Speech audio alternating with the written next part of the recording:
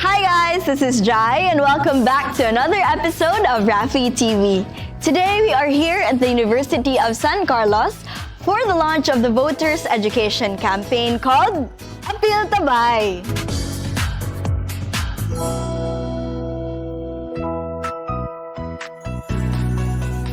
Apil Ta Bai is a voter education campaign organized by the Ramon Aboitiz Foundation Incorporated in collaboration with the University of San Carlos Political Science Department. Its goal is simple: to empower and enable these voters to make informed decisions for the upcoming midterm elections. The campaign focuses on sectoral representatives, first-time voters, the youth, and as well as the general public. The workshop will have interactive workshops, activities, and forums, and its two key campaign events are 𝗕𝗂𝗧 3.0 and Apil Ta Bai. 𝗕𝗂𝗧 3.0 consists of a series of episodes focusing on critical sectoral issues such as early childhood care and development, disaster preparedness, culture and heritage, youth civic engagement, health, education, and environment. Apil Ta Bai is a series of voters' education caravan targeting 3 schools in Cebu. The goal is to educate and raise awareness about the importance of voting and how to make informed decisions when choosing the right candidates during elections. The caravan will specifically target first-time voters and the youth. Actually, our purpose here today is really to understand what are we trying to make a change for. For the launching day, we've invited key persons, including a representative from the Committee on Elections, or COMELEC, to share insights on the current election parlance and give practical tips on how voters can effectively exercise their right to suffrage. In the green, in the lost. But the desire to serve is within their hearts. We will gather substantial data or key issues for today's sectoral agenda setting. We interviewed some of our sectoral representatives to talk about their ideal leaders and how they hope future leaders can better support their sectors. Hinumdumi nga, butar nimo kaugmao nato. Busa, Apil Ta Bai! Compassionate because I believe that we need leaders that have empathy. I belong to the youth sector, representing the National Youth Commission. So we have a lot of vulnerable youth, marginalized youth that we need to show compassion and then empower them to make a voice. We always believe in the National Youth Commission that our youth is the voice and advocate. So we embodied that mission and vision nga tagaan gyud og tingog ang atong mga kabatanunan. Responsable sa katawhan sa tibuok Pilipinas.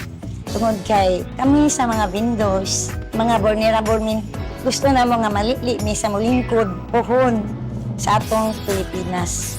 Kay kami, klaro kaay mi nga niingon kung vulnerable, kaya wa man gud mi klarong kita. Usay nakikita, usay wa. Mao na siya na ata mi existing ordinance, pero wala nakaprotehir. Why welfare protection diri namo? A good leader, not just thinking of herself or for their family, but for the country and for the people. No issues, well, criminal cases is sometimes mayroong issues yung mga ganyan. And then good family background. To be a role model for the Filipino people that will think for the good of the people and think for the country. That every Filipino, regardless of their background, their gender, their sex, their race, is that they are equipped with a quality education and then they've given a good platform to voice out their advocacies and then they empowered.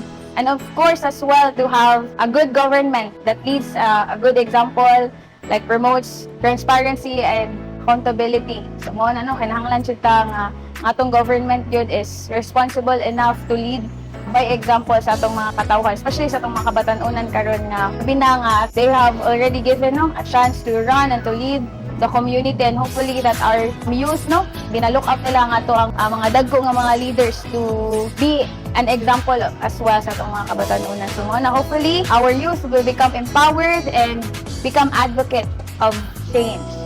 Lingion unta minilang mga vulnerable ba. Kay kami among tan-awan among minalingi. Kaya nga naman kanunay malangming naa sa problema ba. Labi na sa among panginabuhi. Ug na magay-ayuda, huwag kapod namo. Kay wa man gud mikita. Lingion mi og ang tibuok kanang constituent sa tibuok Pilipinas, taon unta responsable nga mulingkod ini sa tong Pilipinas. Nga angay nga mututok og maayo sa kahimtang sa katawhan sa tibuok Pilipinas. Labi na namang mga vulnerable nga mga bindos nga way klarong panginabuhian, matabangan mi lingion ang mga pobre nga naas daplin.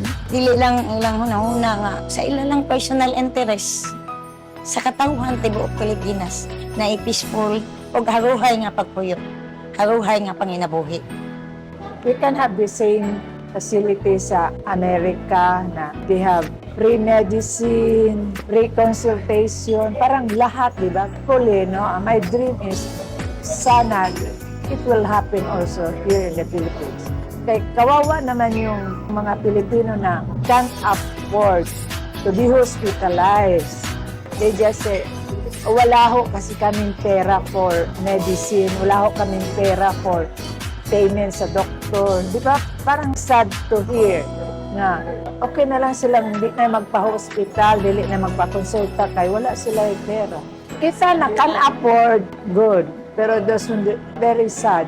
Effective local leadership plays a crucial role in implementing programs that can change lives.